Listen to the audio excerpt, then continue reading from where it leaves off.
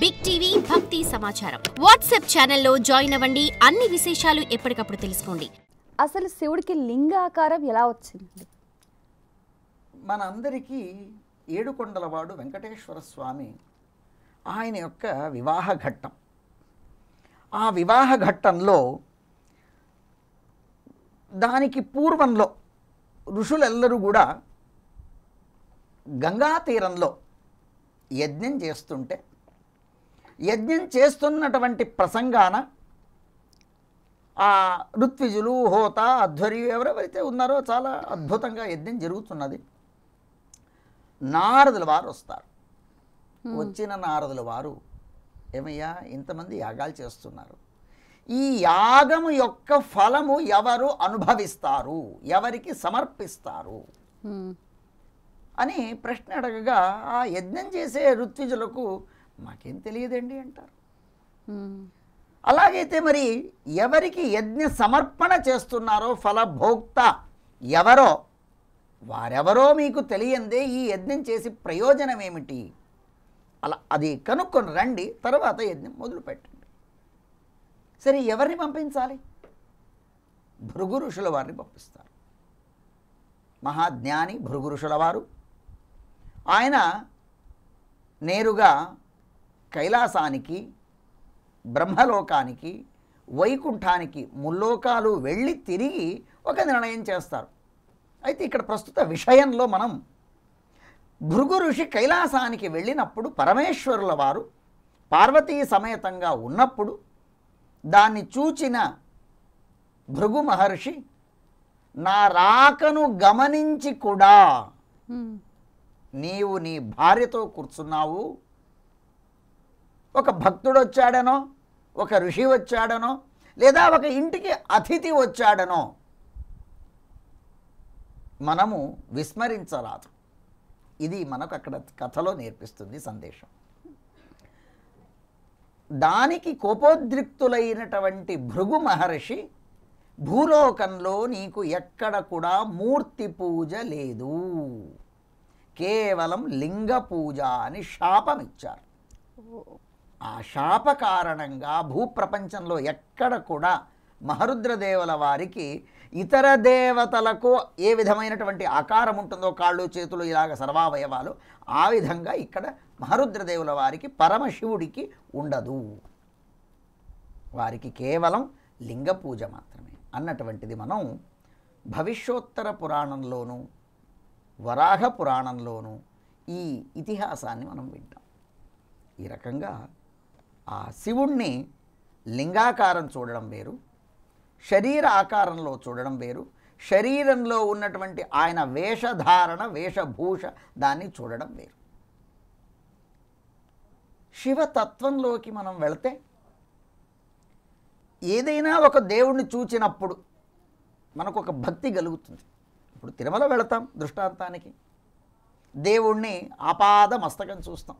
ఆ నిండుగా వేసిన హారాలు, శాలిగ్రామ శిలామాల, లేకపోతే తోమాల, లక్ష్మీదేవి కాసుల పథకము, ఇలాగ ఎన్నెన్నో వజ్ర వైడూర్యాలతో పొరిగినటువంటి అలాగ ఊహించుకొని శివుణ్ణి చూస్తే తద్విరుద్ధంగా విపరీతంగా ఉంది. అంటే ఏమిటిది శివుడు? ఆయన ఏం చెప్పబోతున్నాడు మనకు?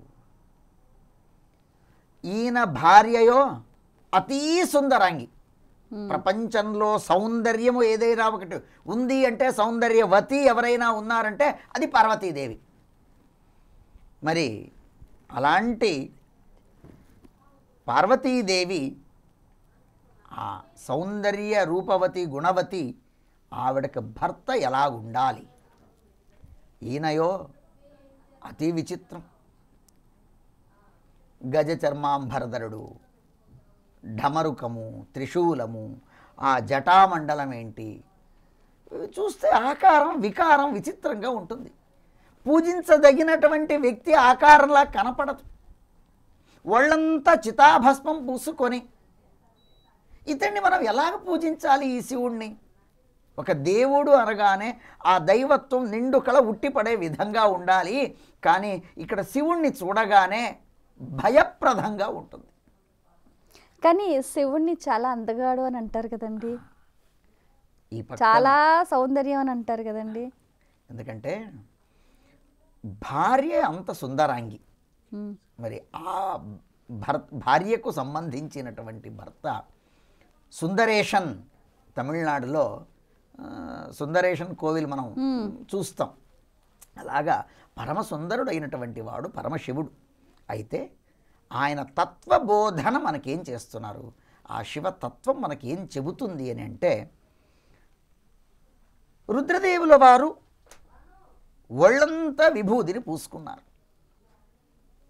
కైలాసవాస మనోనియామక దేవుడు ఆయన. ప్రపంచంలో పాంచభౌతిక దేహము మనది, లేక దీన్ని ప్రపంచము అని కూడా మనం ఈ ప్రపంచాన్ని అంటాం. ఇక్కడ 5 తత్వాలు: పృథివీ, అపతేజ, వాయు, ఆకాశాలు. ఈ 5 తత్వాలతో మిళితమైన ఈ బ్రహ్మాండంలో మన శరీరంలో 5 ఇంద్రియాలు, పంచ జ్ఞానేంద్రియాలు, పంచ కర్మేంద్రియాలు అని.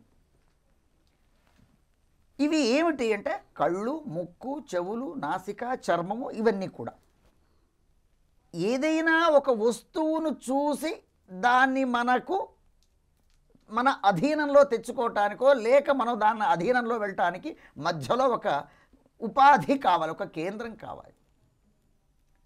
కళ్ళు ఎన్నో పదార్థాలు చూస్తుంది, ఉమ్, కానీ అక్కడ మనస్సు అన్నది ఒక్కటి లేకపోతే ఒక ఫ్రేమ్లో రకరకాలుగా కనిపిస్తుంటాయి మనకు. ఒకే వస్తువును కేంద్రం చేసి చూడాలంటే అది మనస్సు కావాలి. ఓ, ఎన్నో విషయాలు మనం వెళుతూ ఉంటాం, ప్రయాణం చేస్తూ ఉంటాం. ప్రయాణం చేసేటప్పుడు మన పక్కవాడు మాట్లాడతాడు, ఈ పక్కవాడు మాట్లాడుతుంటాడు, ఇంకేదో రణగణ ధ్వని, హారని వినిపిస్తూ ఉంటాయి. కానీ మనకు కావలసినటువంటి విషయమే వినిపించేది ఏది?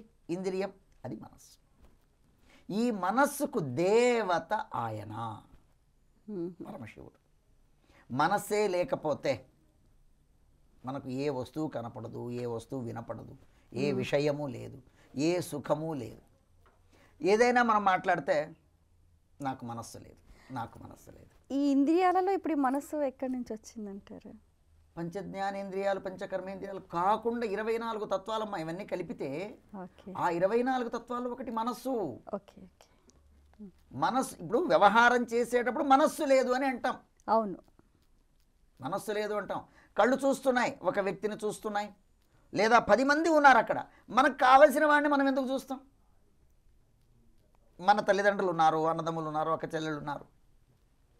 దేవాలయానికి వెళతాం, రకరకాల వస్తువులన్నీ ఉంటాయి. ఎన్ని వస్తువులు ఉన్నా అక్కడ హుండీ ఉంటుంది, తీర్థం ఇచ్చేవాళ్ళు ఉంటారు, శటగోపం ఉంటుంది, పుష్పాలు ఉంటాయి, అన్నీ ఉంటాయి. కానీ మనం దేవుడే చూస్తుంటాం. మన మనస్సు దేవుడి పైన వెళ్ళాలన్నా, ఆ గర్భగుడిలో ఉన్నటువంటి భగవంతుడి పైన వెళ్ళాలన్నా ఆ మనస్సు ఇచ్చేటువంటి వాడు మనోకారకుడు పరమశివుడు. అది మనస్తత్వం, మనస్సుకు సంబంధించిన స్వామి. అందుకని మనందరికీ ఏదైనా ఒక మంచి మనస్సు కావాలంటే ఇచ్చేటువంటి వాడు శివుడు. ఓ, అందుకనే మనోనియామక. ఈ మనోనియామకుడైనటువంటి స్వామి ఏ వస్తువు వినాలన్నా, ఏ వస్తువు చూడాలన్నా, దేన్నైనా మనం ఆరాధించాలన్నా, ఆస్వాదించాలన్నా, అందుకనే శివుడికి చంద్రమౌళీశ్వరుడు అని పేరా అండి? అంతేమ్మా. ఎందుకంటే మనోకారకుడు. చంద్రమౌళి అంటే ఇక్కడ గుర్తొచ్చిందమ్మా, సోమవతి అమావాస్య, చంద్రుణ్ణి సోమ అని కూడా అంటారు. అవును. ఈ శివతత్వంలో ఎలాగుందంటే, ఆయన ఒకసారి ఆకారం చూద్దాం శివుడిది ఎలాగుంటుంది.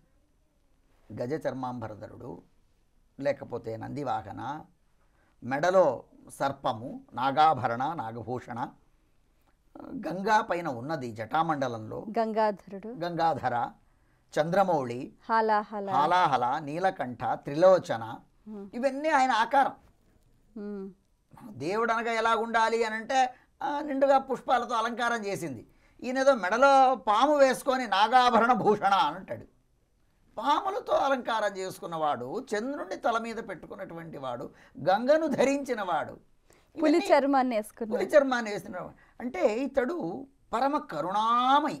ఎంత కరుణామయి అంటే, ఎవరైనా ఆరాధన చేస్తే క్షణంలో సంతోషించేటువంటి వాడు. ఆశుతోష.